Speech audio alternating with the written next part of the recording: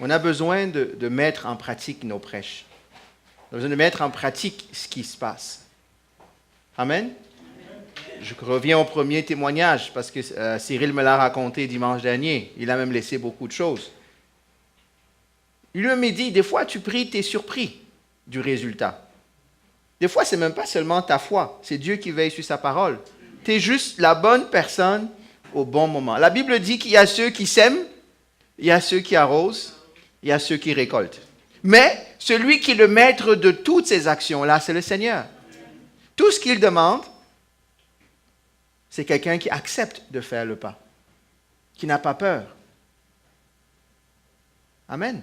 Donc, je voudrais qu'à travers des témoignages des uns et des autres, dans des petites choses, même avec le rêve d'André, ça commence comme ça. Il y en a qui ont arrêté de rêver de ce que Dieu peut faire avec eux.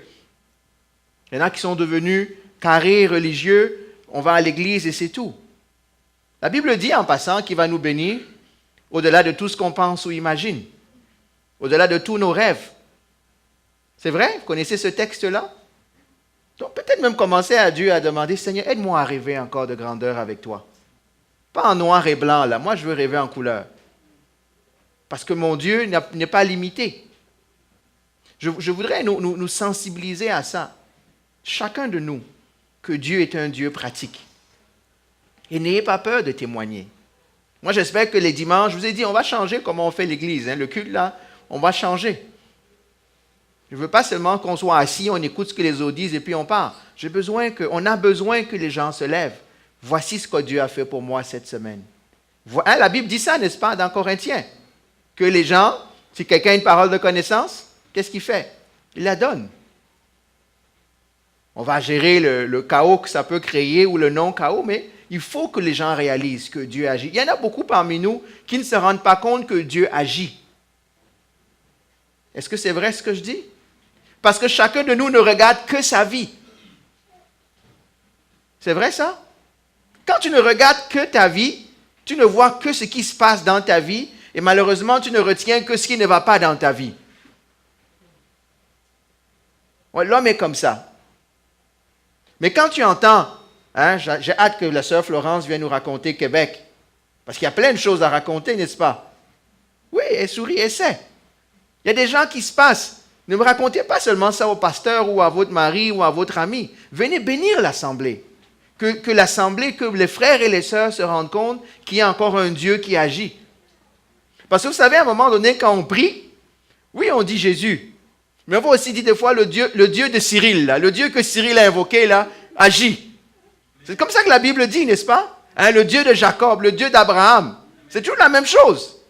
Mais le fait que de pouvoir toucher ce que Dieu a fait par Cyril, par Florence, par José, par Patricia, par Pauline, par n'importe qui, ça va m'encourager à chercher ce même Dieu-là.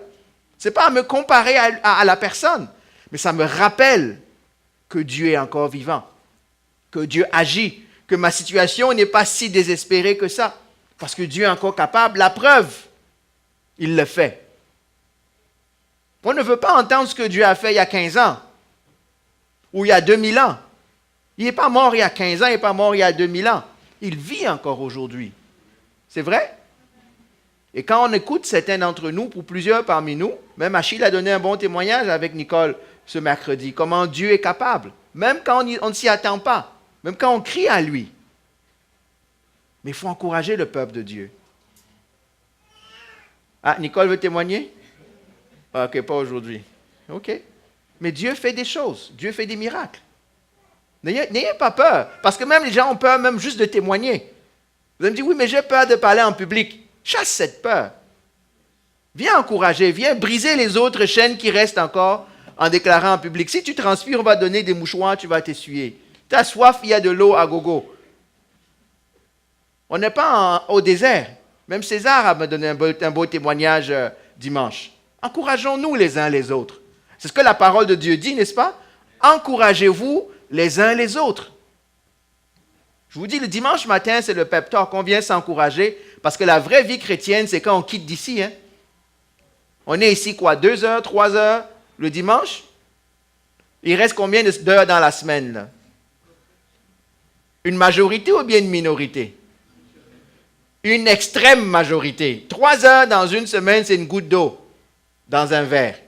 Donc, ce que vous expérimentez de Dieu après, c'est là où on doit aller expérimenter Dieu. Ne venons pas seulement chercher les émotions, la chair de poule le dimanche, la louange était bonne, ah merci le groupe de louange, j'ai senti mes cheveux se dresser, bon il faut que je cherche. Tout ça, c'est pas ça la vie chrétienne, c'est pas juste chercher en anglais goosebumps, là, c'est pas ça. C'est une fois que ma batterie a été rechargée, les cheveux se sont dressés, là maintenant je m'en vais me décharger dehors. Comme ça, quand j'arrive dimanche, Seigneur, je suis prêt pour une autre recharge. Mais si je pars d'ici sans que ma batterie soit rechargée, mais je ne vais rien faire là-dehors. Ne perdons pas de vue la raison pour laquelle on prêche. Ne perdons pas de vue la raison pour laquelle on chante. Ce n'est pas pour nous, pour l'instant. C'est ce qui nous nourrit. Comme Angéner a dit tantôt, dites merci. Il a dit tout à l'heure. Et il a dit une chose qui est importante. Dites merci, mais sachez pourquoi vous dites merci. Vous savez pourquoi vous dites merci. Si tu sais pourquoi tu dis merci, ce n'est pas grave si celui qui est à côté ne parle pas. Ce n'est pas grave si celui qui est à côté... Toi, tu dis merci pour toi. Amen.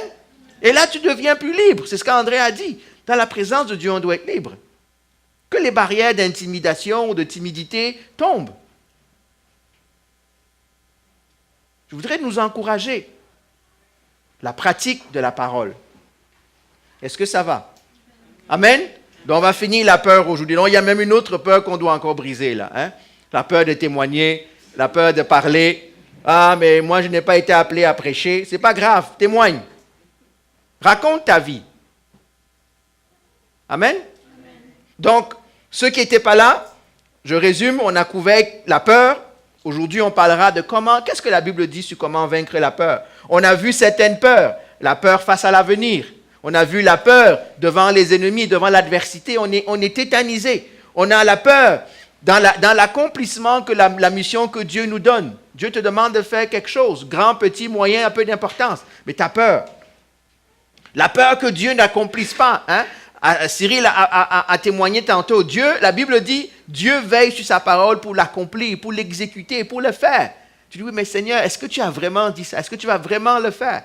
On commence à avoir peur. Je vais juste résumer. La peur de sortir de sa zone de confort. C'est vrai ça? On a tous nos zones de confort.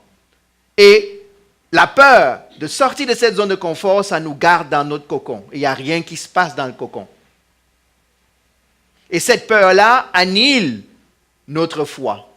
Vous savez, c'est quoi le propre de la foi? C'est de nous faire sortir de la zone de confort. La foi va nous demander de sortir de notre zone de confort. Il y a le titre d'un livre je pense, c'est Max Lucado, qui dit « You have to step out of the boat if you want to walk on water ». Je vais traduire là. Il faut que tu sortes du bateau si tu veux marcher sur l'eau. Est-ce que vous comprenez l'image? Il faut que tu sortes du bateau si tu veux marcher sur l'eau. C'est vrai ça? Dites-moi, dans le bateau, il y avait combien de disciples? 12. Est-ce qu'ils voulaient marcher sur l'eau? Ah, je suis sûr qu'ils voulaient marcher sur l'eau. Mais il y a un seul qui a dit, les autres, il a dit, Seigneur, est-ce que tu veux que je marche sur l'eau? Il a dit oui. Mais Pierre n'aurait jamais marché sur l'eau s'il serait resté dans le bateau. C'est vrai? Moi, j'imagine Pierre, Est-ce que tu as déjà vu... Moi, on dit qu'il y a juste Jésus qui a marché sur l'eau. Ce n'est pas vrai. Pierre a marché sur l'eau. Il a fait au moins 2 pas. Vous le regardez, vous voulez qu'il court sur l'eau sur 15 km. Lui, il a fait 2 pas. Qui ici a fait 2 pas sur l'eau? Mais il faut qu'il sorte. Il faut qu'il lève son pied au-dessus de la barque et qu'il mette le premier... Parce qu'il faut se tenir, Il n'avait pas un pied dans l'eau et un pied sur le bateau. Il n'a pas coulé avec le pied gauche qui est resté dans le bateau, là. Il avait les 2 pieds sur l'eau. C'est vrai? So, if you want to walk on water, what do you have to do? Step out of the boat. La foi nous demande de sortir de notre zone de confort.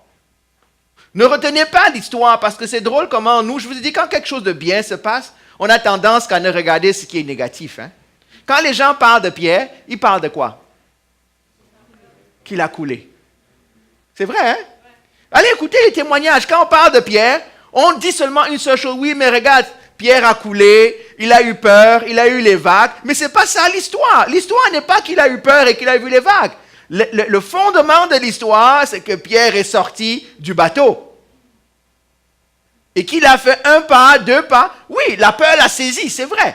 Mais avant qu'il ait la peur, il a marché. Qui aimerait écrire dans son CV, j'ai marché sur l'eau 2 pas? Tous ici, n'est-ce pas? Quel témoignage puissant de dire que Dieu est capable de faire que je marche sur l'eau.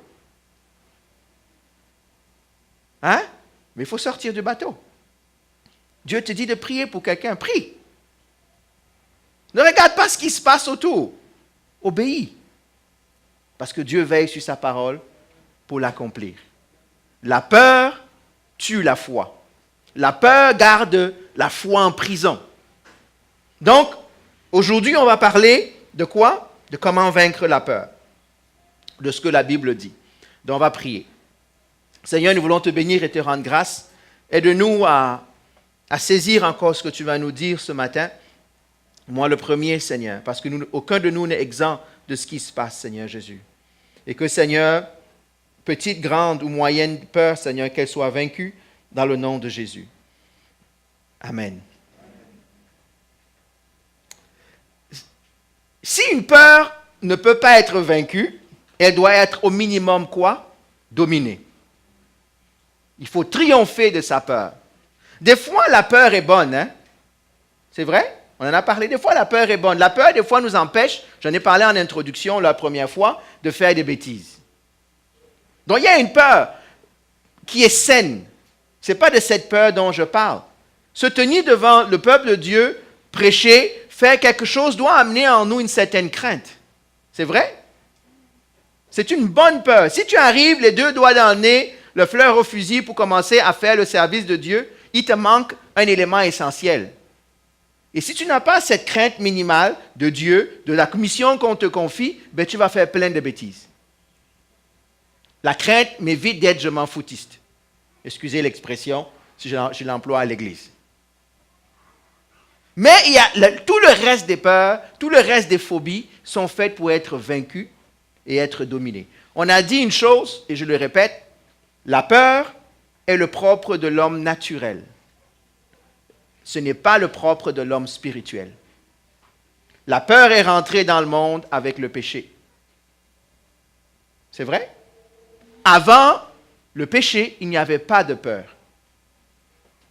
C'est ma chair qui a peur. Ce n'est pas mon être spirituel, parce que mon être spirituel en Christ est connecté à Jésus, au Saint-Esprit.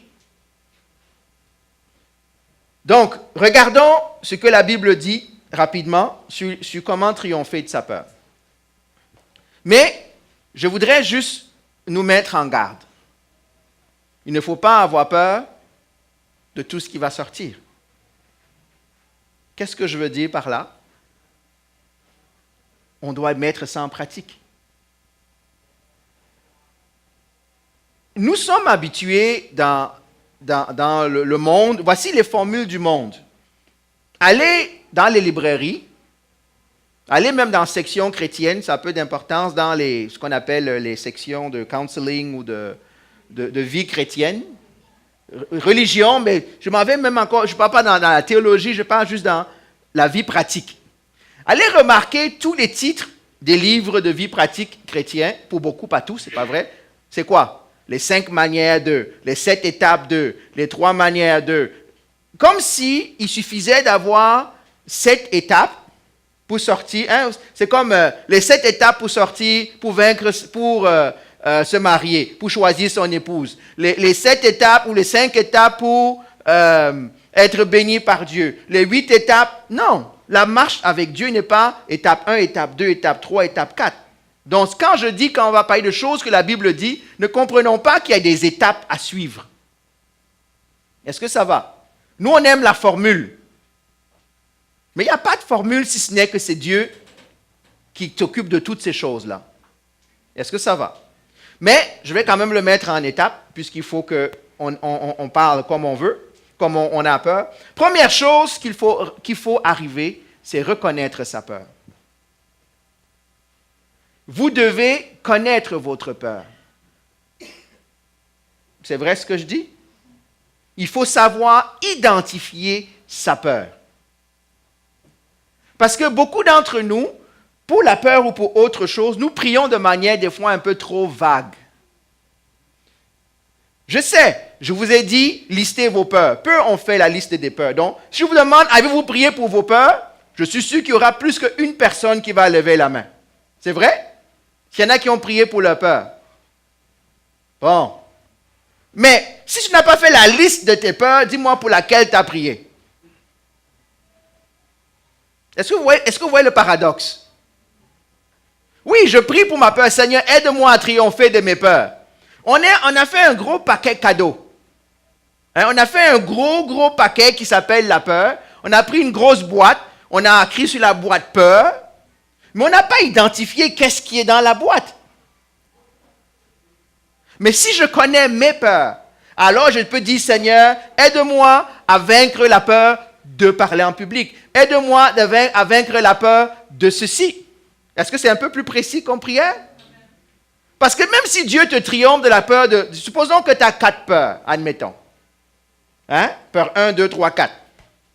Si Dieu te guérit de la peur numéro 1, il va encore t'en rester 3 dans la boîte. C'est vrai?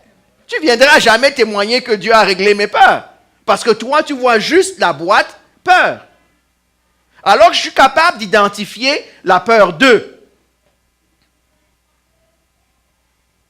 Ben Seigneur, je prie pour ça. Et n'ayez pas peur, ça, il y en a 40 là, c'est 40 sujets de prière qui ont toutes leurs racines différentes. Est-ce qu'on est d'accord? Identifiez-les, combattez. La Bible dit qu'on ne peut pas combattre un ennemi qui n'a pas de nom. On ne peut pas combattre un ennemi qu'on ne voit pas. Si tu viens me dire, pasteur, soutiens-moi dans ma peur. Ceux qui sont venus, qu'est-ce que je vais demander? Quelle peur exactement tu veux que je prie pour? Parce que à quelle peur tu veux qu'on s'accorde pour qu'ensemble on se tienne devant ça? Si tu me dis la peur, ben écoute, la peur, ok. Mais moi, je ne sais pas pourquoi je prie. Toi, tu ne sais pas pourquoi tu pries. On prend seulement le thème générique. Ok, j'ai des peurs, Seigneur, parfait, je reconnais que j'ai des peurs. Et Seigneur, non, première chose, reconnaître que j'ai des peurs. Il y en a qui sont tellement braves et tellement orgueilleux. Je vous dis que l'orgueil, c'est ce qui nous tue, qu'on n'est pas prêt à admettre qu'on a des peurs. Même à nous, on a peur de se mettre à genoux ou se mettre sur une table et écrire « J'ai peur d'eux, j'ai peur d'eux, j'ai peur d'eux ». On a peur que quelqu'un tombe sur la liste et tout à coup, notre dossier est fini, on va nous pointer du doigt. Donc, première chose, identifier ses peurs. Ça, quand je l'ai dit dimanche dernier, écrivez vos peurs. Ça sert à quoi écrire ces peurs? À les identifier.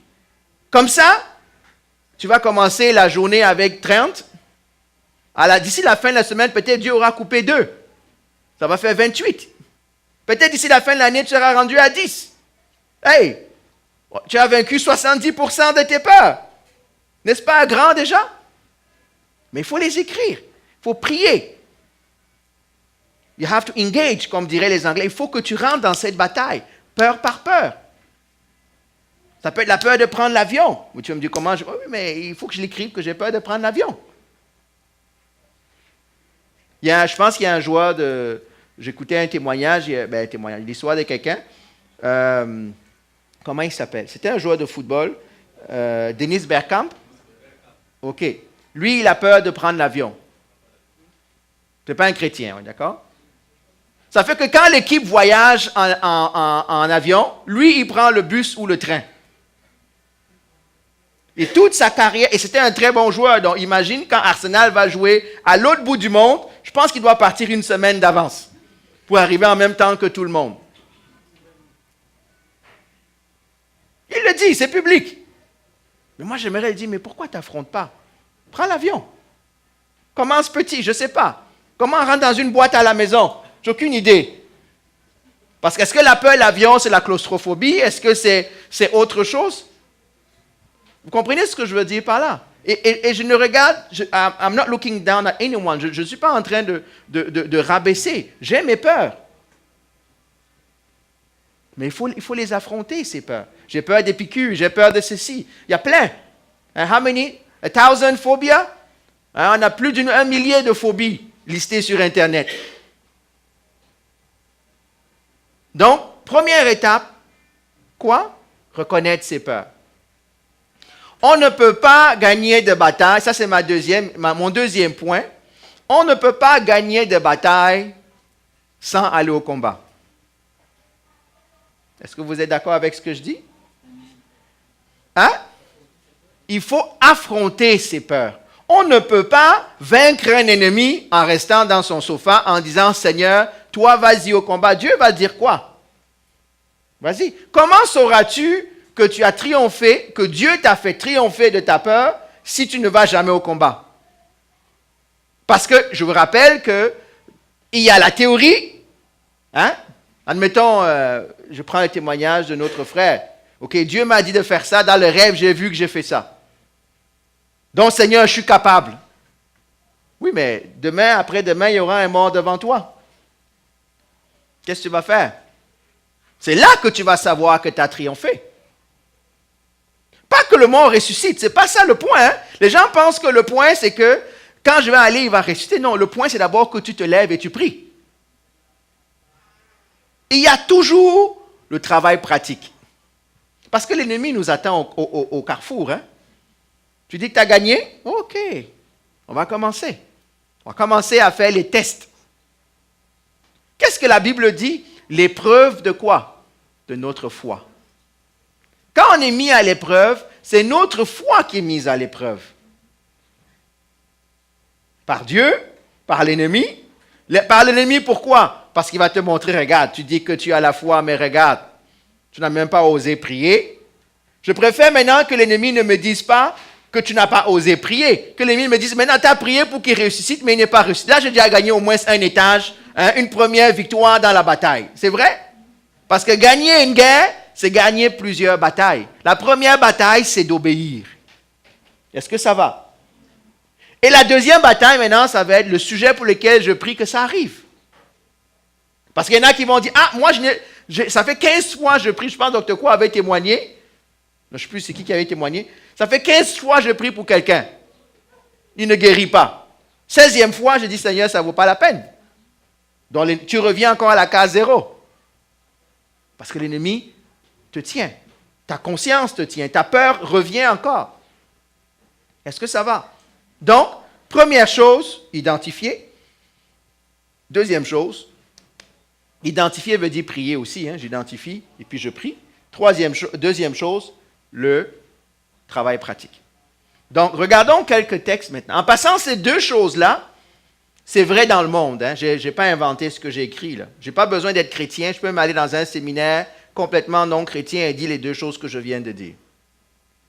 Maintenant, la troisième chose, c'est la chose la plus importante pour nous chrétiens. Il n'y a pas de victoire sans Christ.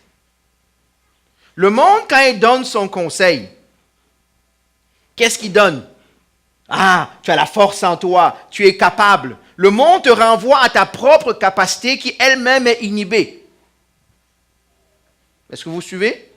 Le monde lui-même te dit, ah, tu es capable. Non, je ne suis pas capable. Si j'étais capable, je n'aurais pas peur. J'ai besoin d'aide. C'est vrai? J'ai besoin d'aide. Donc le monde va t'offrir quoi? Le monde va t'offrir des séances de psychologie ou de psychiatrie ou je ne sais pas quoi, de psychanalyse. Le monde va t'offrir ce que Freud dit, va identifier, est-ce que tu as été battu quand tu étais enfant, alors on va trouver la cause. Et c'est une manière d'identifier la racine, mais ce n'est pas ça qui règle le problème. Vous êtes d'accord? Ou les techniques communes, c'est quoi? C'est l'hypnose. C'est vrai? Est-ce que je dis des choses que vous êtes au courant, là, ou je suis en train de... C'est pas vrai, ça?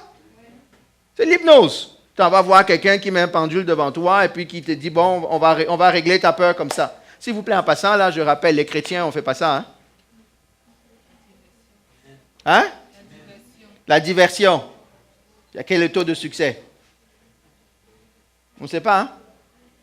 Je rappelle que psy, hypnose, toutes ces techniques-là, là, yoga, merci, maintenant c'est les nouvelles médications à la mode, tout à la sauce yoga. Hein? Moi, quand j'étais au lycée, il y avait un stock de Nivaquine à épuiser. Donc, tu avais mal à l'orteil, on te donnait la Nivaquine. Tu avais mal à la dent, on te donnait la Nivaquine. Là, maintenant, aujourd'hui, dans le monde moderne, c'est le yoga. Il y a un yoga pour tout. Hein? Il y a une version de yoga pour tout. Mais je rappelle que et l'hypnose et le yoga, ce sont des ouvertures spirituelles que vous faites dans votre vie. Je parle aux jeunes là, qui sont à l'école, là, vous avez des cours de yoga maintenant, vous incluez ça dans les écoles, on fait des exercices de respiration, des exercices de concentration. C'est vrai ça? Hein? Oui? S'il vous plaît, sortez de là. Ce n'est pas, c'est ni biblique, ni chrétien, ni rien de tout ça. Là. C'est ouvrir votre esprit à d'autres forces, à d'autres choses. Est-ce qu'on est d'accord avec ce que je dis là? N'ouvrez pas. L'hypnose, c'est quoi? L'hypnose, c'est complètement se laisser aller à l'influence de quelqu'un qui a tout le contrôle sur ma vie intérieure. C'est vrai ça? Vous êtes d'accord? Oui ou non? Donc, quand il s'en va à l'intérieur, il fait quoi?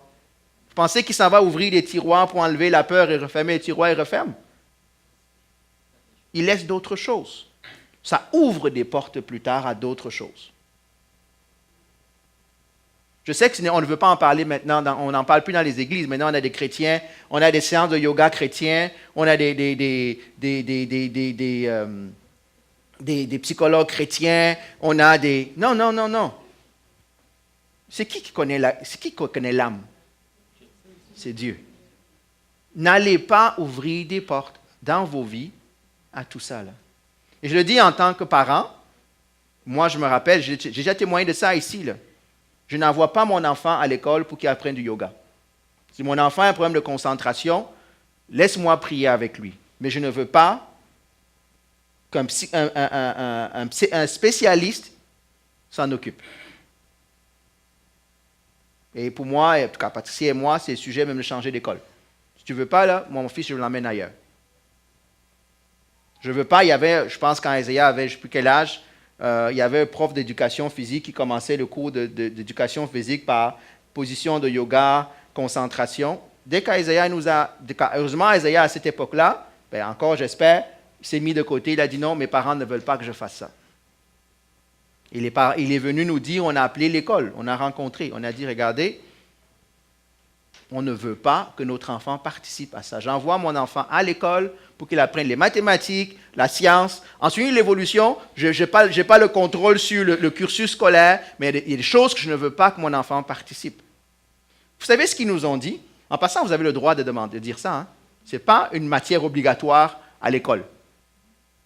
Ceux qui ne le savent pas, là. Vous savez ce qu'ils nous ont dit? Ils disent, oui, mais il va se sentir exclu pendant que tout le monde fait autre chose. Oui, qui se sent exclu? Dans la vie, là, on est exclu de certaines choses. C'est vrai? Le problème que beaucoup d'entre nous ont, c'est qu'on veut être dans tout. Non. On est exclu. Que vous le vouliez ou non, vous serez exclu de choses. Donc, je préfère maintenant contrôler ce à quoi moi je suis exclu. Donc, je m'adresse, il y a beaucoup d'adolescents dans la salle. Là. Hein? Ça rentre dans... Vous le faites, là, je le sais. On a des profs aussi qui peuvent témoigner. S'il vous plaît, sortez de là. Sortez de là en courant. Vous ne savez pas ce que vous ramassez spirituellement qui va amener d'autres choses. Moi, je vous dis, Satan ne guérit pas. Satan déplace le mal. Je vais répéter. Satan ne guérit pas. Satan déplace le mal. Vous voulez que je répète? Je vais les répéter quand même. Satan ne guérit pas, il ne fait que déplacer le mal. Tu vas aller voir un guérisseur, tu vas aller voir je ne sais pas qui va faire du magnétisme sur toi, comme on a plein de choses là. Oui, tu avais mal à l'épaule, hein? Tu vas aller 2 fois, 3 fois, le mal d'épaule va disparaître. Ça, c'est vrai. Pendant un temps. Mais tu ne te rends pas compte que 4 semaines plus tard, c'est maintenant le genou qui te fait mal. Et tu ne fais pas le lien entre les deux. Mais comme tu as déjà vu que lui, il avait guéri l'épaule, qu'est-ce que tu fais? Tu retournes pour le genou, tu amènes d'autres personnes. Hey, il a fait des choses sur moi. Et c'est comme ça que tout à coup, tu deviens dépendant de Satan qui ne fait que déplacer les choses. Et ça devient de pire en pire. En passant, on ne devrait plus dire ces choses-là dans l'Église. Hein? On devrait être à un niveau où on comprend que mon Dieu est capable. On l'a chanté. Hein? Si ton Dieu est capable, laisse Satan de côté. Je n'ai pas dit qu'on ne va pas à l'hôpital. Hein? Je n'ai pas dit qu'on ne doit pas. Ce n'est pas ça que j'ai dit. Dieu guérit aussi à travers les médecins et guérit aussi à travers la médecine. Mais il y a un type de médecine qu'il faut complètement éviter. Ce n'était même pas mon point de mon message. Est-ce que ça va? Donc, on parlait de la victoire est en Christ. La solution à nos craintes. Moi, j'aimerais que quelqu'un dise, Seigneur, je ne sais pas moi, j'ai peur de ceci, Seigneur, moi, je veux vaincre cette peur-là, la peur A. Seigneur, je compte sur toi. Je prie, Seigneur, et je reçois par la foi que tu me guéris, tu me délivres de cette peur. Et je m'en vais moi-même au travail pratique.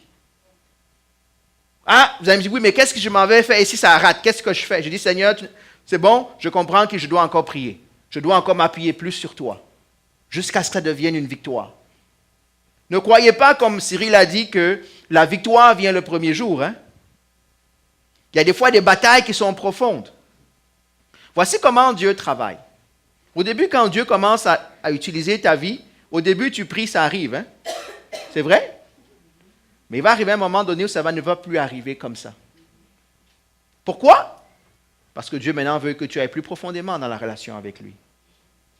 Dieu veut te montrer d'autres choses. Ce n'est pas qu'il n'agit plus. C'est que maintenant, il t'amène à vivre d'autres choses. Sinon, si c'est que, je prie pour le frère, ça arrive, qu'est-ce qui va arriver à mon orgueil? Gonflé, tu as dit? Oh là là, lui, il est généreux. Hein?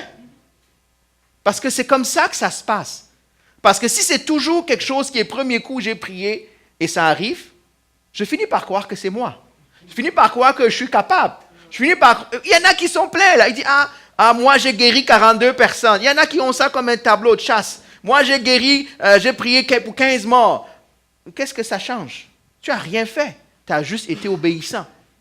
Et Dieu t'a amené à un niveau où tu obéis même à des choses qui naturellement ne semblent impossibles. Est-ce que ça va? Donc, ne soyez pas surpris quand vous marchez avec Dieu. Au début, ça marche. C'est que les jeunes chrétiens, c'est pour ça qu'on a besoin de jeunes chrétiens en feu, là. Pour rappeler aux vieux chrétiens que, regarde, ça marche encore. Pas parce que Dieu n'est pas en train de faire que ça marche avec toi maintenant, c'est qu'il veut t'amener à un autre niveau. Il ne faut pas que nous, les vieux chrétiens, on dise aux jeunes, calme-toi, tu vas voir bientôt, là, tu vas venir t'asseoir à côté de nous, tu vas prendre la poussière aussi, parce que, non, ce n'est pas ça l'objectif. C'est de grandir. C'est pour ça que je veux que les gens témoignent. Je veux que les gens réalisent que les choses se passent dans vos vies. Dis, Seigneur, j'ai envie de témoigner cette semaine. Donne-moi quelque chose sur lequel je vais témoigner. Je veux témoigner de ta grandeur. Je veux témoigner de ce que tu es encore un Dieu vivant. Amen. Parce que les gens vont dire, comment tu sais que Dieu est vivant? Comment tu vas savoir que Dieu est vivant? Parce que tu connais sa parole en théorie? Non. Parce que je le vois à l'œuvre dans ma vie. Parce que je le vois comment les choses se passent dans ma vie. Oui, mais c'est juste ton subconscient. Oui, ok, crois que c'est mon subconscient, mais moi je sais qu'il agit. Parce que je le vois à l'œuvre, dans la vie pratique de tous les jours. Pas seulement dans la somme de la théologie que j'ai en moi. Donc, voici ce que Dieu dit pour nous encourager pour vaincre nos peurs. Premier texte que je vais prendre, c'est dans Ésaïe 43, le verset 1. Ésaïe 43, verset 1. Je vais finir mon message aujourd'hui parce que pendant qu'on prend Ésaïe 43, 1, j'aimerais que quelqu'un prenne Deutéronome 31, 8. Dans Deutéronome 31, 8. Un autre prendra Deutéronome 7, 18. Je vous donne des références là. Écrivez-les, après vous trouvez les passages. Donc, je répète, Ésaïe 43, 1, Deutéronome 31, 8, Deutéronome 7, 18, Agé 2, 5, 2 Timothée 1, 7, et finalement Actes 4, verset 29. Je répète les références. Je pourrais en prendre bien d'autres, mais je vais m'arrêter là aujourd'hui et pour ce sujet-là. Ésaïe 43, 1. Deutéronome 31, 8. Deutéronome 7, 18. AG 2, 5 / 2 Timothée 1, 7. Et Actes 4, 29. Tout le monde a pris les références? Hein? AG 2, 5. 2 Timothée 1, 7. Ça va être le même point. Je vais juste en nommer 5 aujourd'hui. Je vais donner 6 références. Il y a 2 versets pour une référence. Et Actes 4, 29. C'est bon?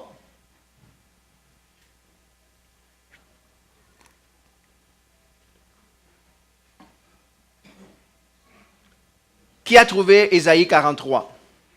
OK. Ce que tu vas me faire pour Ésaïe 43, on va lire, j'ai dit verset 1, mais on lira jusqu'au verset 4. Donc, Wilfried, vas-y. Ésaïe chapitre 43, verset 1. Ainsi parle maintenant l'Éternel qui t'a créé, ô Jacob, celui qui t'a formé, ô Israël. Ne crains rien, car je te rachète, je t'appelle par ton nom, tu es à moi. 2. Si tu traverses les eaux, je serai avec toi, et les fleuves, ils ne te submergeront point. Si tu marches dans le feu, tu ne te brûleras pas, et ta flamme ne s'embrasera pas. 3. Car je suis l'Éternel ton Dieu, le Saint d'Israël ton Sauveur. Je donne l'Égypte pour ta rançon, l'Éthiopie et Saba à ta place. 4. Parce que tu as du prix à mes yeux, parce que tu es honoré et que je t'aime, je donne des hommes à ta place et des peuples pour ta vie. Amen. Est-ce qu'il y en a qui sont encouragés? Première chose que je dois savoir, c'est que j'appartiens à Dieu. Pas au monde, pas à Satan. J'appartiens à Dieu. Dieu me dit, n'aie pas peur, parce que tu m'appartiens. Je t'ai racheté. Au verset 1. Amen. On doit le savoir, que j'appartiens à Dieu. N'est-ce pas magnifique? J'appartiens à Dieu. C'est lui qui m'a sauvé. La marche avec Christ, je vous dis, ce n'est pas une marche théorique. C'est la marche pratique. Je sais que j'appartiens à Dieu. Je le vois dans ma vie, comment il me protège, comment il pourvoit. Je vois comment Dieu agit. Et je peux venir dire, papa est fidèle. Hein? Quand on chante, mon papa est fidèle, de quel papa on parle? De l'Éternel. Est-ce qu'on parle d'un papa théorique ou on parle d'un papa qui nous a montré dans ce qu'on a vu, dans le feu, dans les épreuves, dans le besoin? Papa a pourvu. S'il ne pourvoit pas pour moi, il pourvoit pour mon frère, il pourvoit pour ma soeur. Donc ce Dieu-là est capable, ça m'encourage. Donc la position du chrétien commence par cette révélation. Je vous dis, être chrétien, c'est une identité. Ce n'est pas un manteau qu'on porte. Cette identité-là est Christ. J'appartiens à Christ. Jésus va dire que personne ne pourra venir te prendre dans ma main. Amen. Donc j'appartiens. La peur ne peut pas venir où Dieu est.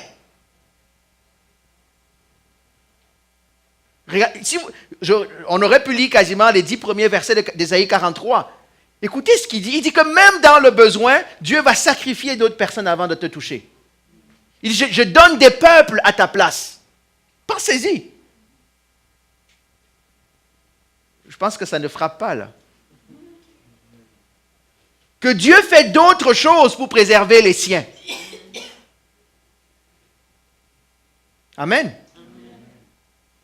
Que tu peux être dans une voiture, il y a un accident, il y a quelque chose qui se passe, tu es le seul qui en sort. Ou même des fois, il n'y a rien qui se passe, tout le monde en sort juste parce que tu étais là-dedans. Parce que quand tu rentres dans l'avion, ceux qui ont peur des attentats, maintenant on a peur des attentats. On ne veut plus prendre l'avion, on ne veut plus prendre le train, on ne veut plus prendre la voiture, on ne veut plus regarder dehors au cas où il y a une balle perdue.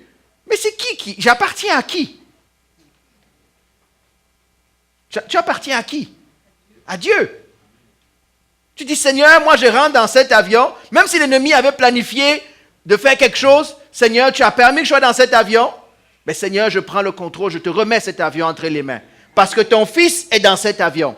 Et je prie, Seigneur, moi je le faisais, maintenant je le fais moins, je dois le recommencer. Moi je rentrais dans l'avion, là, je prie. Je dis, Seigneur, je réclame la vie de chaque personne dans cet avion. Je ne sais pas ce par quoi ils passent, je ne sais pas où ils s'en vont, je ne sais pas ce qui... Seigneur, je prie que tu touches leur vie et que rien ne se passe. Je suis dans l'avion.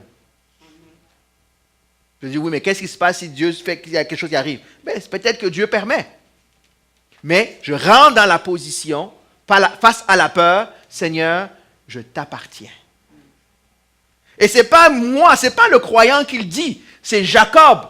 Il dit, c'est l'Éternel qui parle par le prophète. Il dit quoi? Maintenant, voici ce que dit l'Éternel, celui qui t'a créé, Jacob, celui qui t'a façonné. N'aie pas peur. Je serai moi-même avec toi. Amen. Tu m'appartiens. Je t'ai racheté. Je t'ai appelé par ton nom. Ouh, ça c'est tout un message là. Dieu m'appelle par mon nom. Dieu t'appelle par ton nom, Silas. Quand Dieu fait référence à ses enfants en haut, il ne dit pas le gars qui est assis au fond de l'église tous les dimanches là.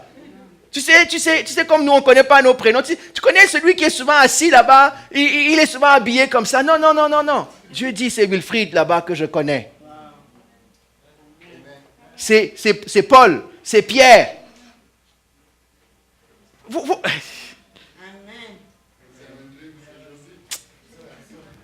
Quand Satan est venu devant Dieu, il a dit quoi? Est-ce qu'il a dit, est-ce que tu as vu mon homme fidèle quelque part là-bas dans le pays de Ur? Ou dans le désert? Il dit, as-tu vu mon serviteur Job? J'ai un autre message là. C'est pas moi qui écris Ésaïe 43 là. C'est vrai? C'est vrai? Dieu dit que comme tu lui appartiens, il t'appelle par ton nom. Par ton nom. Il ne fait pas un vote de moyenne. Il connaît chacun. Il connaît Paul. He knows Larry. Amen. Donc, la Bible dit, n'aie pas peur, je suis avec toi, tu m'appartiens. Si Dieu t'envoie quelque part, il ne t'envoie pas seul. Il est avec toi. Est-ce que c'est bon pour notre peur, ça, là? Hein? Savoir que Dieu dit, n'aie pas peur, tu m'appartiens. Je donnerai bien d'autres mondes. J'abandonnerai bien d'autres personnes avant de t'abandonner toi. Parce que tu m'appartiens. Parce que je te connais par ton nom. Je t'ai racheté. Vous pensez que Christ a versé son sang pour rien? Il reconnaît qui est marqué de son sang. Il dit, lui, je le connais. C'est pour ça que la Bible dit que si vous faites quoi? Si vous me reniez, la seule manière où Dieu sait vous appeler par un autre nom, c'est si nous, on le renie. Si nous, on lui tourne le dos. C'est vrai? Ce n'est pas moi qui l'écris, c'est encore écrit dans la parole. Que si tu ne me renies pas, je ne te renierai pas devant le Père. Je dirai que je le connais. Il n'a pas dit, est-ce que je suis parfait? Il a dit, non, si tu ne me renies pas, si tu restes fidèle à moi, moi je suis fidèle. Amen? Donc, première chose qu'on doit dire à la peur, Dieu me connaît par mon nom, je lui appartiens. Il n'y a aucune peur. Dans mon Dieu, il n'y a pas de peur. Amen. Je vous invite, là, en passant, là, j'ai juste pris le début du chapitre 43 d'Ésaïe. À la maison, là, allez le relire et soyez encouragés. J'aurais pu prendre du temps à expliquer d'autres choses. Mais ce n'est pas mon but, je veux finir mon message. Qui a Deutéronome 31, 8. L'Éternel marchera lui-même devant moi, il sera lui-même avec moi, il ne me délaissera point. Oh là là. Vas-y. 31, 8. Amen. Amen. Qu'est-ce qu'il dit? Il ne me délaissera point, il ne m'abandonnera point, ne crains point, et l'Éternel ne t'effraie point. Amen. On peut même commencer au verset 7. Fortifie-toi et prends courage. L'Éternel marchera lui-même devant toi. Quand Dieu, il est avec toi. Pourquoi? Dieu n'envoie pas en te poussant avec le bout du bâton pour tester les eaux là-bas. Il est avec toi au milieu du feu. Il est avec moi au milieu du feu. Donc, on a dit première chose, pour faire face à nos peurs, savoir que nous appartenons à Dieu. Deuxième chose, savoir que Dieu est avec nous, en tout temps. Dieu ne nous a pas seulement marqué comme on marquerait un bœuf, on le laisse balader dans le champ. Non, il est avec nous partout où nous allons. C'est pour ça quoi? Il faut bâtir Bethel. Rappelez Bethel? C'est qui Bethel? C'est toi, c'est moi. Je suis la maison de l'Éternel. Donc partout où je suis, il est. C'est vrai? Mais ça, il faut que je bâtisse la maison. Il faut que je permette à Dieu de vivre dans sa maison. Il faut que je marche avec lui. Lui marche avec moi. N'aie pas peur, je suis avec toi. La prochaine référence, Deutéronome 7, 18.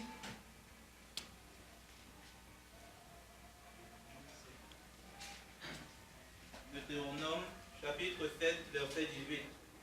Ne les crains point. Rappelle à ton souvenir ce que l'Éternel, ton Dieu, a fait à Pharaon et à toute l'Égypte. Amen. OK, voici un autre secret pour vaincre sa peur. Si vous n'avez pas peur de souligner dans vos Bibles, souligne, souviens-toi. Souviens-toi. Il dit quoi? N'aie pas peur. Ne crains pas. Souviens-toi. Le même Dieu qui a travaillé avec toi hier et avant-hier est encore le même Dieu qui va agir aujourd'hui. Amen? Parce que des fois, comme Angénia disait ce matin, des fois ton âme est abattue. Des fois, tu ne vois pas plus loin que ton nez. Là, ce que David dit, il dit, je me souviens des jours d'autrefois, quand j'allais dans ta maison, dans ta présence. À un moment donné, quand le futur semble noir, appuie-toi sur le passé. Dis, Seigneur, dans telle situation, tu m'as fait sortir. Tu m'as permis de vaincre telle situation. Alors je me souviens, Seigneur, que tu es capable. Est-ce que ça va? Mais en passant, il faut commencer. On peut se poser une question. Moi, c'est la première fois, là. OK? Je vais me souvenir de quoi? J'ai 0 dans mon cahier de notes. J'ai encore 0 expérience avec Dieu. Comment je vais faire pour me souvenir de quelque chose? Ah! La parole et ce que Dieu a fait aux autres. Et c'est ça qui est important dans le témoignage. C'est pour ça que je commence à dire, Seigneur, toi qui dans la parole, tu as fait ceci à Daniel, tu as fait ceci à David, tu as fait ceci avec Paul. Je me souviens, je dis à mon âme, rappelle-toi de ce que Dieu a fait. Ou mais souviens-toi, Seigneur, tu as fait ça avec Cyril quand il a témoigné. Tu as fait ça avec Paul, tu as fait ça avec... C'est ce que je fais. Je me souviens de ce que Dieu a fait. Amen. Je commence à copier le cahier des autres, jusqu'à ce que dans mon propre cahier, il y a ma propre histoire qui s'écrive. Là, tu commences à dire, Seigneur, rappelle-toi. Moi, c'est comme ça quand je prie pour moi quand je suis malade. Seigneur, rappelle-toi, j'avais mal au dos, tu m'as guéri. Je dis, Seigneur, tu es encore capable. Souviens-toi, Seigneur, quand ceci. Mais, des fois, c'est dur. Je ne peux pas seulement savoir que Dieu est avec moi ne suffit pas. Savoir que j'appartiens à Dieu ne suffit pas. Il faut que je sache aussi que Dieu agit dans ma vie. Qui n'est pas seulement comme un bodyguard qui est là pour m'accompagner et qui est transparent derrière. Vous avez déjà vu les gens à la sécurité? Hein? Ils sont là comme s'ils ne sont pas là en théorie. On est d'accord? Ils ne sont pas censés être là. Mais ils protègent. Mais moi, je veux savoir qu'un jour, mon bodyguard s'est jeté devant moi pour prendre une balle à ma place. C'est vrai? C'est différent, hein? De savoir que je marche avec un garde du corps et de savoir qu'un jour, un de ces gardes du corps-là est intervenu pour protéger ma vie. C'est 2 connaissances complètement différentes de ce que ça veut dire. Donc, j'ai besoin de bâtir mon histoire avec Dieu. J'ai besoin de chercher Dieu dans ma vie. Seigneur, montre-moi comment tu agis. Montre-moi, je vous dis une chose, quand Dieu a fait quelque chose avec vous, personne ne peut vous l'enlever. On peut vous traiter de fou, on peut vous traiter de tout ce que vous voulez, mais vous savez que vous savez, que vous savez, que vous savez, que vous savez, que nul n'était l'Éternel. La Bible dit que les rachetés le disent, nul n'était l'Éternel. Tu sais que nul n'était l'Éternel, ce serait pas arrivé comme ça. Trouvez toutes les explications scientifiques, trouvez toutes les raisons psychologiques, trouvez tout ce que vous voulez, mais je sais que Dieu est intervenu. Et ça, là, je vous assure, personne ne peut vous l'enlever. Ce n'est pas seulement dans les grandes choses, hein, même dans les petites choses. Je vous dis, parler de Christ, c'est ce que Dieu fait dans nos vies. On veut trop prêcher l'Évangile. On ne veut pas montrer l'Évangile. On doit montrer l'Évangile. N'ayez pas peur de dire, voici ce que Dieu a fait pour moi. Hein, des fois, vous savez, quand vous êtes prêt à témoigner, vous allez commencer à dire, tu vas peut-être croire que je suis fou. Hein? Des fois, tu vas croire que je suis fou. C'est pas grave, dis-lui juste pour le mettre en garde. Comme ça, au moins, il va s'attendre à quelque chose. Puis tu dis, ok, voici ce que Dieu a fait pour moi. Oui, mais est-ce que tu veux qu'il le fasse pour toi aussi? Amen. Donc, souviens-toi. La Bible nous est donnée pourquoi? Pour qu'on se souvienne. Paul dit, toutes ces choses ont été écrites pourquoi? Pour vous servir d'enseignement. Pour que vous vous rappeliez de ce qui s'est passé par le passé et que vous ne fassiez plus les mêmes choses à l'avenir si c'est des mauvaises choses ou vous fassiez les bonnes choses. C'est vrai. Pourquoi Dieu nous donne l'Ancien Testament? Pourquoi Dieu nous donne plein de choses?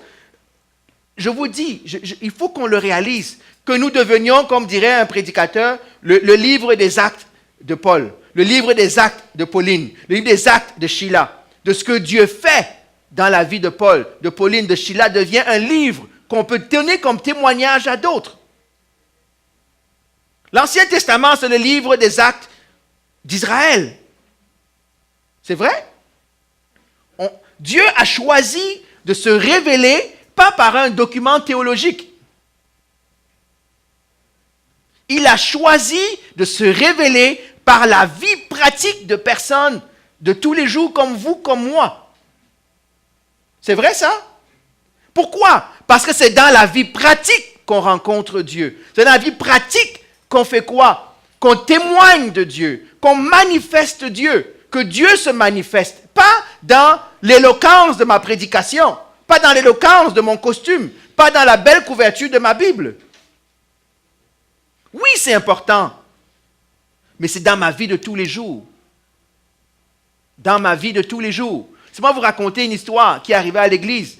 Il faut que je me rappelle. Le premier couple qui est venu à l'église, ils sont là, mais qui avait besoin des questions d'accouchement, c'était, je pense, Blaise et Mireille. Première personne pour qui on a prié à l'église. Pas d'enfants. On a prié, ils ont eu des enfants. Deuxième personne est arrivée, Tania et David. On a prié. Ils ont eu des enfants.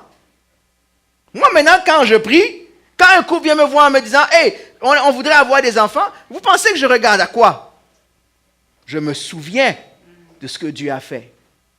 Je pense ici à l'église, et si je me trompe, corrigez-moi là, on n'a eu aucune césarienne à date. Est-ce que je me trompe? José? On a une exception à la règle.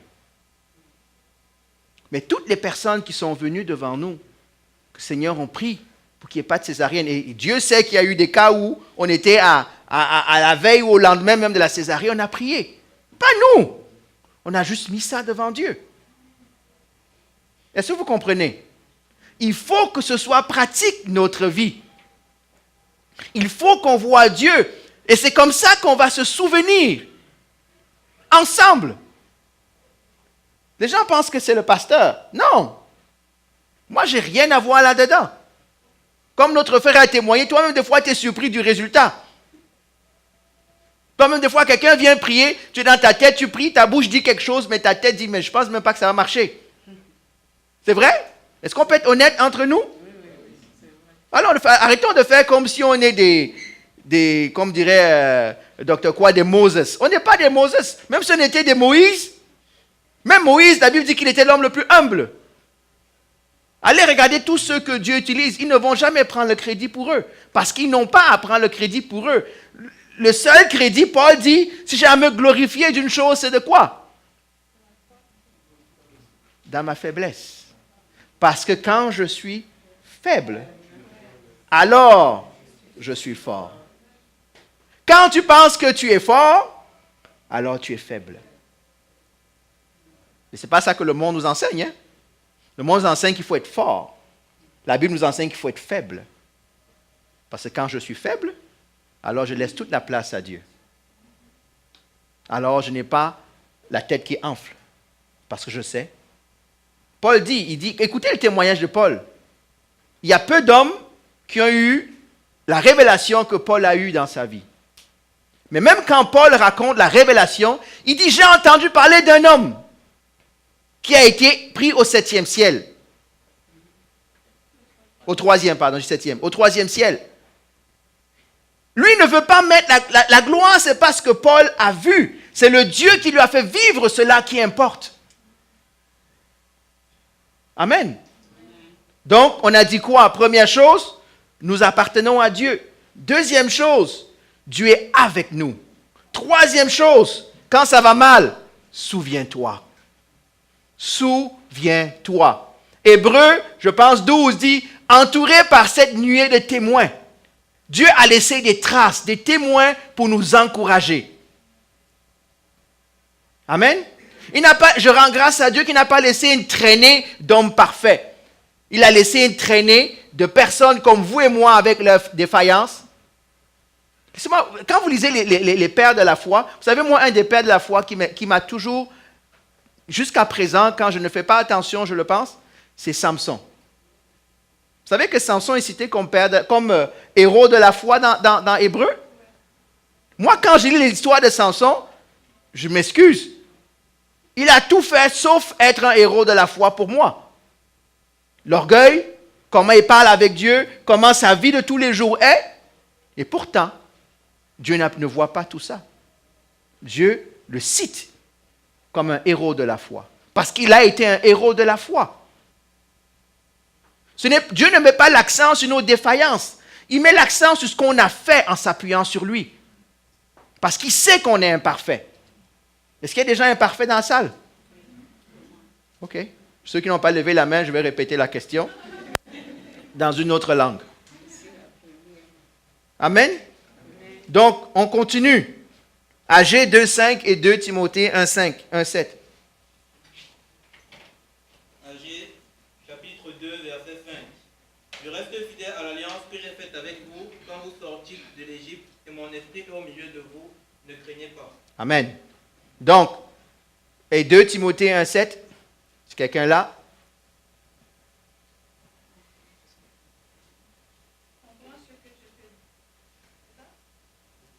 « 2 Timothée 1.7. Car ce n'est pas un esprit de timidité que Dieu nous a donné, Voilà. mais un esprit de force, d'amour et de sagesse. Amen. Donc, laisse AG en haut là. Donc, ce n'est pas un esprit de peur. Certaines traductions vont dire peur. Ce n'est pas un esprit de peur que je vous ai donné. C'est un esprit de quoi? De force. Amen. Il dit, n'ayez pas peur, car mon esprit est au milieu de vous. C'est par l'Esprit de Dieu au milieu de nous qu'on triomphe de la peur. Amen. Je vous dis, c'est l'homme naturel qui a peur. L'homme qui s'appuie sur l'Esprit de Dieu, l'homme spirituel, vainc ses peurs en Christ. Est-ce que ça va? La communion avec le Saint-Esprit. Savoir que Dieu habite en moi par son Esprit. Savoir que Dieu, l'Esprit de Dieu, est en moi et au milieu de nous. Il donne plein de choses. Remarquez comment tous ces contextes-là sont toujours donnés dans quoi? Contexte de peur. J'ai juste pris des contextes, ne crains pas. L'Esprit de Dieu habite en moi. Ça veut dire que quand ça va mal, tu n'appelles pas la ligne hypnose. Tu n'appelles pas la ligne psychologue ou psychiatre en détresse ou je ne sais pas quoi, là, tu appelles la ligne Saint-Esprit. Amen. Tu dis, Saint-Esprit, là, ça va mal. Je sens la peur monter. Vous savez que ça vous est déjà arrivé de sentir la peur monter? Oh! Hein? Ça commence à monter, les pieds ne bougent plus. Hein? Jusqu'à ce que tu as peur que ça arrive au cœur. La bouche même, des fois, certains d'entre nous, on va dire qu'on crie, on est attaqué la nuit dans un rêve, on veut même crier, il n'y a rien qui sort. On est tout tendu. C'est la peur qui monte. Là, tu as seulement la ligne Saint-Esprit.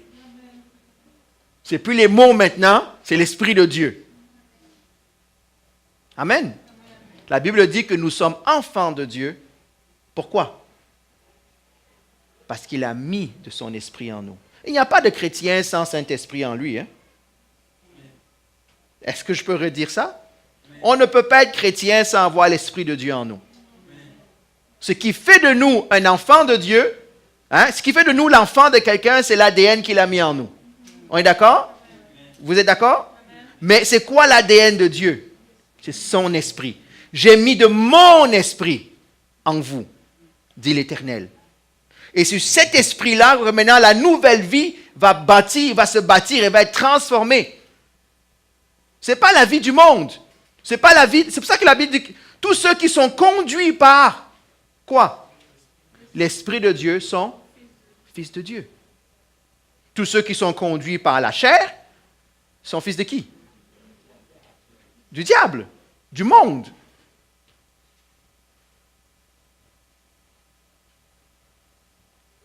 L'Esprit de Dieu en nous. Je ne parle pas de parler en langue, hein? Je parle de l'Esprit de Dieu en nous. Ça, c'est un autre sujet. Je parle de l'Esprit de Dieu en nous. Des fois, tu dois appeler cet esprit-là.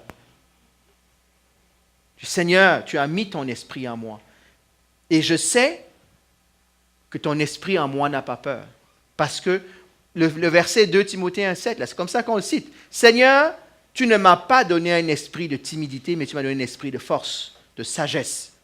Quand tu es devant une situation, tu rappelles à quel esprit tu es soumis.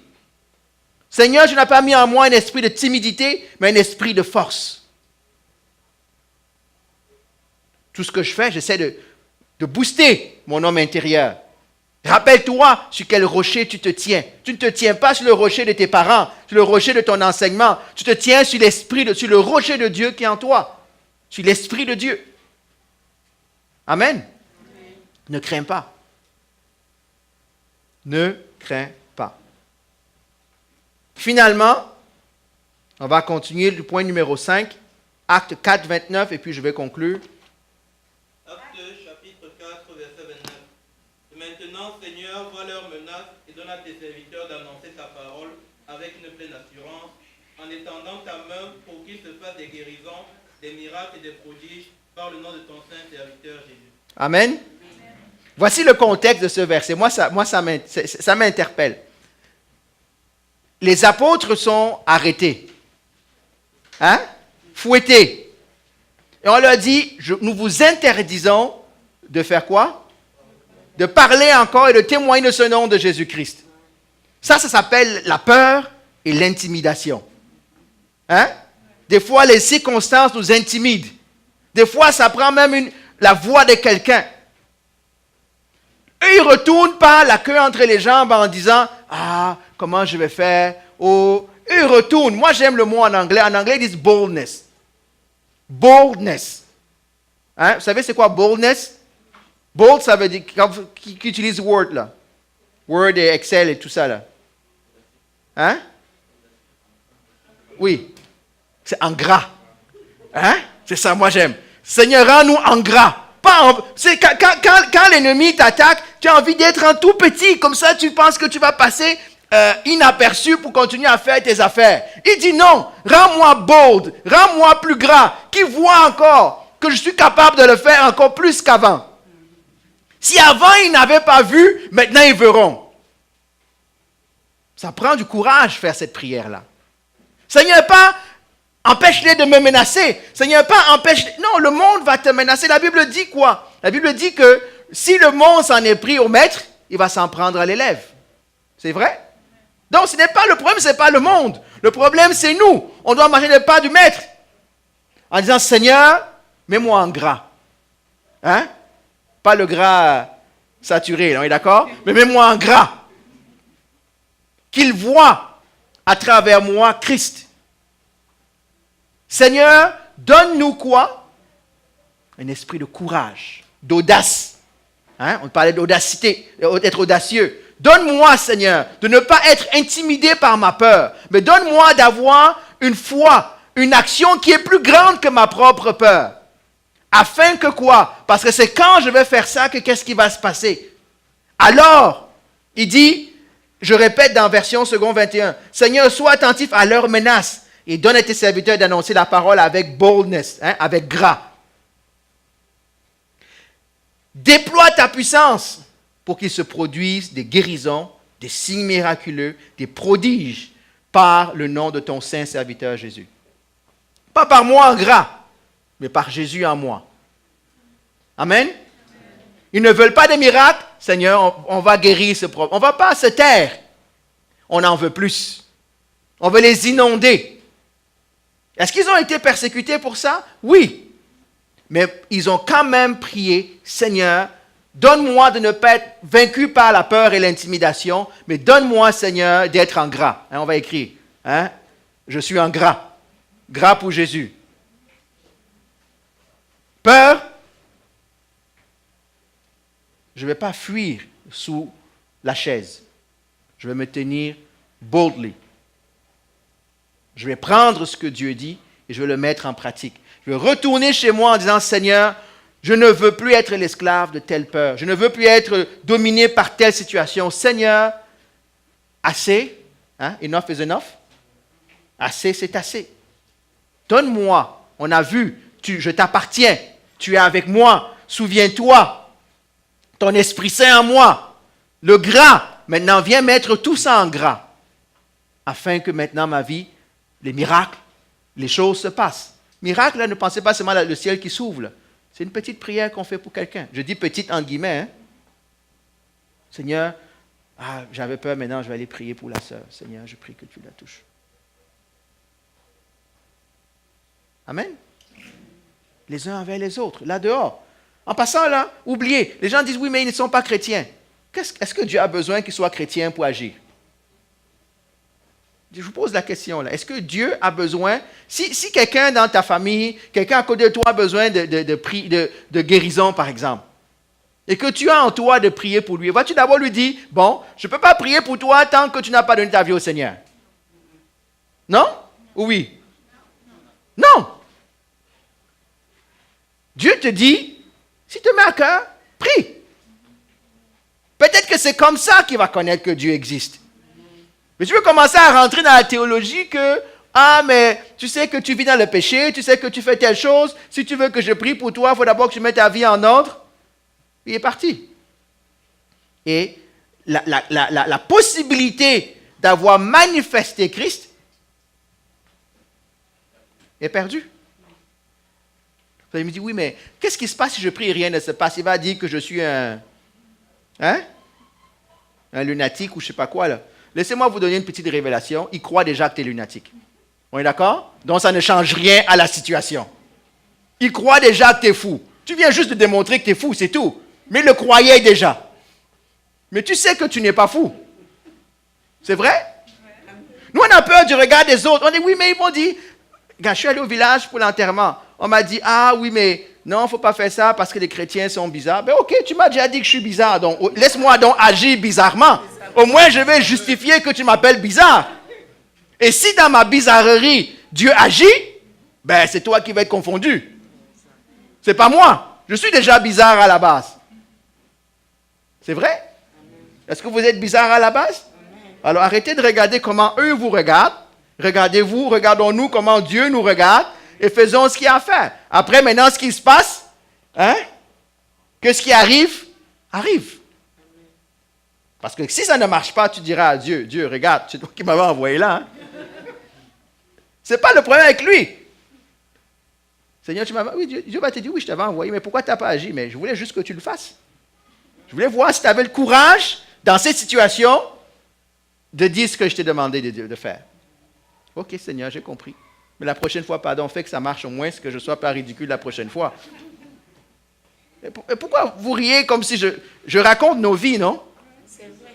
Et si je ne raconte pas nos vies? Ce sont nos vies. Il ne faut pas qu'on fasse comme si c'est juste la théologie, l'enlèvement, les cieux vont ouvrir, le dragon va descendre. Le temps que les cieux s'ouvrent, le dragon descend, on vit sur terre.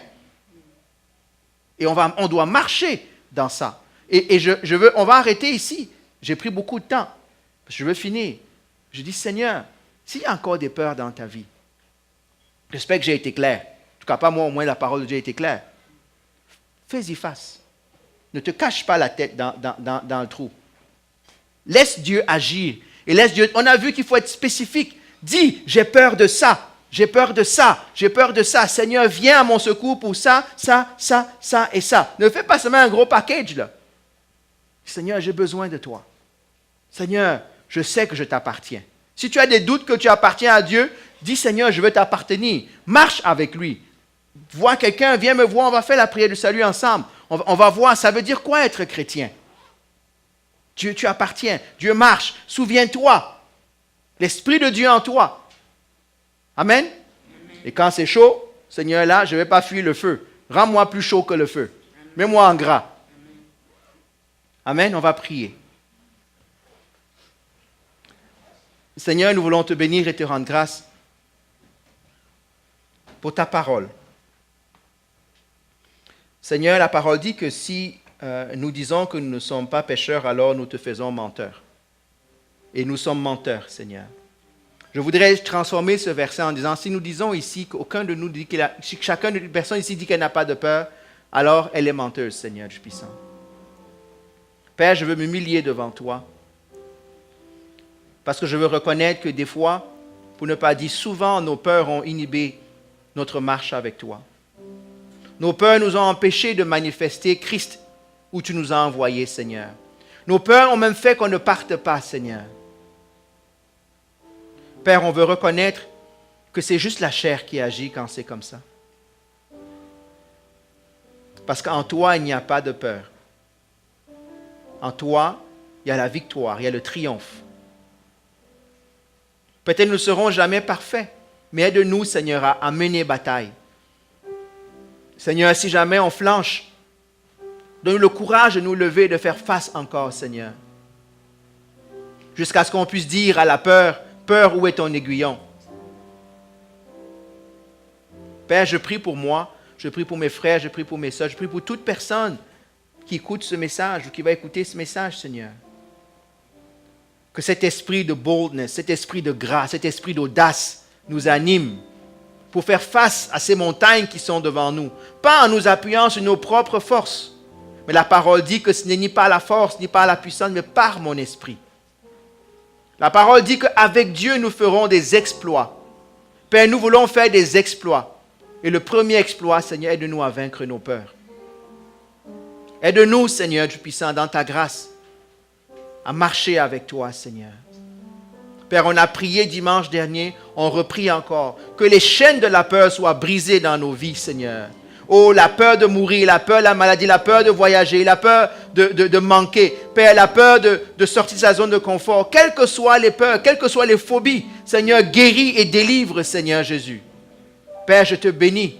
Et je prie que nous ayons des témoignages, Père éternel, de personnes qui vont te mettre au défi, pas moi, mais toi, Seigneur. Que nous te mettions au défi, qu'on puisse venir témoigner dès la semaine prochaine. On ne va pas attendre 2 mois. Seigneur, nous voulons te voir à l'œuvre, Seigneur.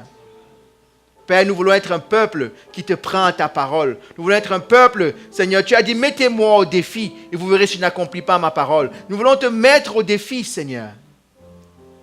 Mais donne-nous de ne pas avoir peur de le faire, Seigneur. Gédéon, c'est bien, mais aide-nous, Seigneur, à grandir. Une étape à la fois. Et que la peur, si elle nous domine, que nous commencions par la dominer, après la vaincre, Seigneur, complètement. Une étape à la fois. Je te bénis et je te rends grâce. Bénis ton peuple, Seigneur Jésus.